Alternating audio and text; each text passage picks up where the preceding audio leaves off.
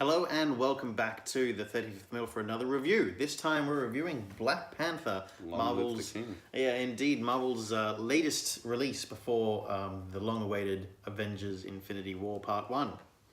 So, Black Panther, Drew. Black Panther. So, for those of you that have never read the comic, Black Panther focuses around Prince, soon to be King T'Challa of Wakanda, an African nation that has lived in a shroud of secrecy for a very, very long time.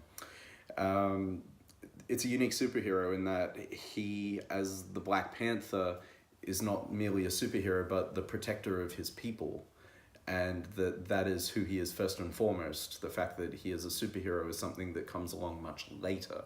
I don't even know where to begin with this. I have interesting thoughts. Because it was a genuinely very well received film. So many people really liked it, loved it. In fact, everyone that I know loved it. But I had some issues with it. I had issues with its pacing. I had issues with its choice of storyline to show us. I had issues with the introduction to characters. This wasn't the first time we've seen Black Panther, but this is the first time that we've seen his world. And I'm not very impressed with the whole thing. A bit disappointed actually. Look, that's fair, and I get where you're coming from with their choice of story. I feel like they took a leaf out of the Iron Man playbook in that they chose for their first film to not use the key villain, or rather to not use the key villain properly, because Black Panther's key villain was always Ulysses Claw, and they chose to make him almost a comedic secondary villain there that was inconsequential by the end of it. Yeah. And it was such a shame after they had already established the character in from previous films. Age of Ultron. They prepared us for him and used him as a gateway into this world, and I don't know, that bugged me. I get that. A lot. Yeah. Like, I wasn't impressed with it. And sure, like, I completely understand. Actually, I don't understand why they did it, but anyway, they did it. Moving on from that. The then secondary villain within the film wasn't interesting. I didn't care about them. They were not a well-written villain. They were just a bit boring and a bit... incredibly arrogant, but sure, villains are, but arrogant with... I found the story behind the villain interesting. Yeah. I could see where it works, and I had no real issue with that, personally. Well, I just was disappointed, and Marvel normally is incredibly precise. They're very funny, interesting, sometimes a bit sappy, but, still within their kind of playground that they've created. But this felt a little bit rushed, whether it was rushing to try and get this out before Infinity War, or whether they're just trying to get a Black Panther film out there. I don't know, but I thought it was a little bit rushed, so I was a bit disappointed by it. Yeah, did you ever read the comics or watch any cartoons? I didn't watch. I haven't watched. You hadn't? No, well, I'm not a big comic book fan, so I've not seen. I've not read Marvel comics or DC comics or anything like that. But I've seen all the films. Yeah, completely different thing, I know. But still, but I was just more curious as to your understanding of the character, and that in many ways, it's very true that. I was a big Andy Serkis fan though. Yeah, so I'm not very impressed with that. Yeah, I get that.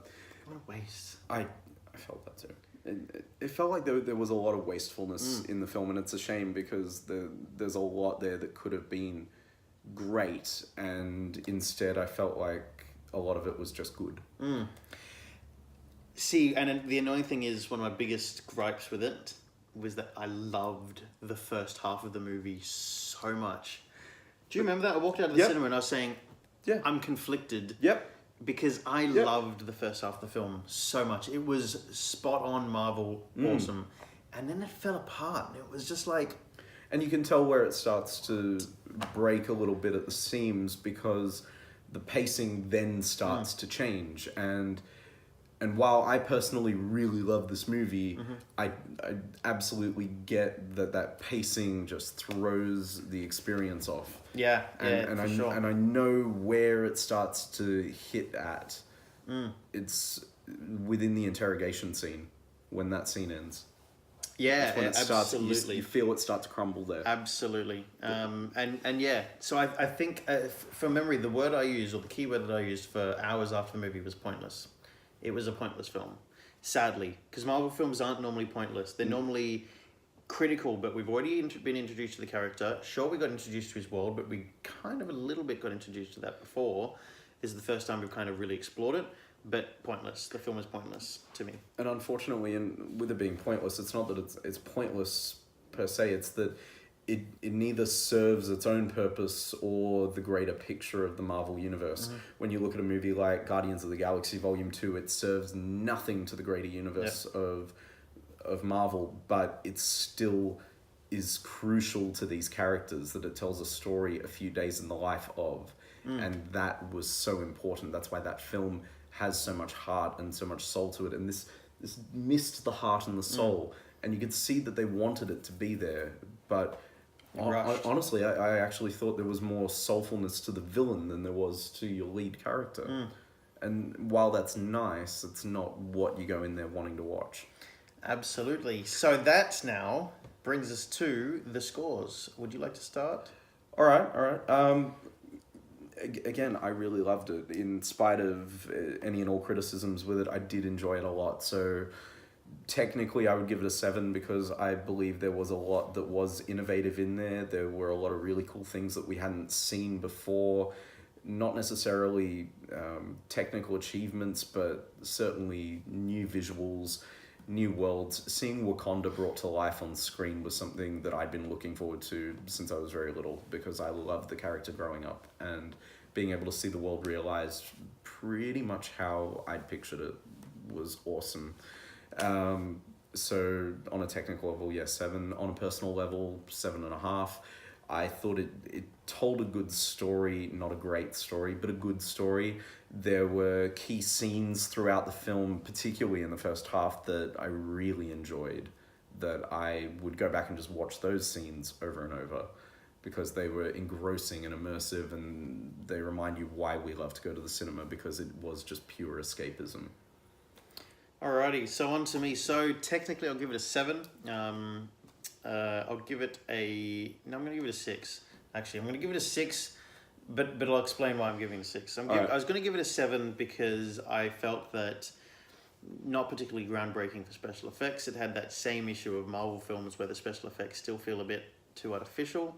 There's not that realistic sort of element to it, and so it still feels a bit fake, and it feels a bit too green screeny still. Which all Marvel films suffer from. All of them do. It had that same Marvel wit in there, though. It had very similar sort of Marvel writing in there, which qualifies it for a 7. But the second half of the film brings it down in that something changes in there. Yeah, the pacing changes. The character or the structure around the characters and what we know about the characters becomes secondary, so we start to... It's like they rewrote the second half of the film. That's something along those lines. So it gets a 6 because it is missing something. There's not that continuity. It's a movie of two halves, obviously, but very different halves. Then there's not a lot of cohesion between the two. No. Personally, I'll give it a 6 as well. Again, it was a Marvel film. I love Marvel films. They're so good. And again, there was that wit and that humor and that. Again, the first half for sure definitely brought along Andy Serkis, seeing Andy Serkis' film on Face. Gotta love that. It's awesome. Film on Face. Face on film? That's it. Did I say You said film on face. Face on film. And again, we got to see this awesome world. It was an interesting world. Wakanda looked... the way they get there and everything, it's just, so cool. But again, the second half has kind of brought it down a point in both categories, both from a technical point of view and then both from my enjoyment levels. But of course, can't fault it in that it was a lead-in to Infinity War. So let's see what happens next. I'm so excited. Anyway, we would love to hear what you think of it. We know a lot of you enjoyed it, but I've spoken to a few people. They've felt a lot like you did about it. So very curious. We want to see your comments on it below. Be sure to also check us out on Facebook and Instagram. You will find us at the 35th Mill. Until next time, guys. See you then.